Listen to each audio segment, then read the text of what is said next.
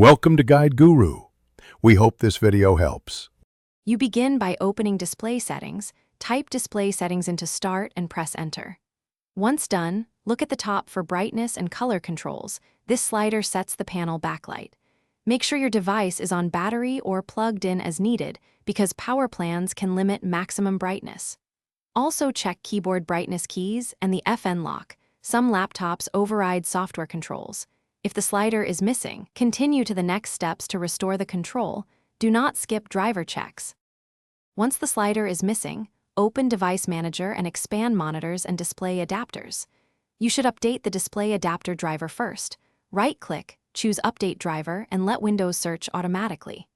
If that fails, try rolling back a recent driver because new drivers sometimes break brightness control.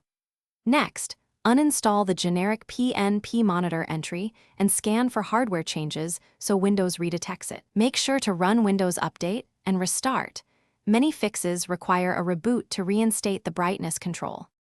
You finish by using the Action Center quick tile for fast adjustments. It's handy for temporary changes.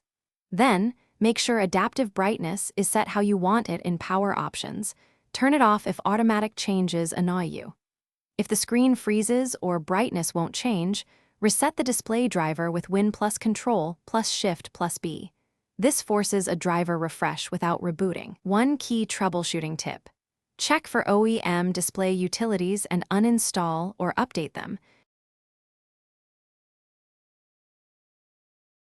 Thanks for watching. Consider subscribing if we helped you today.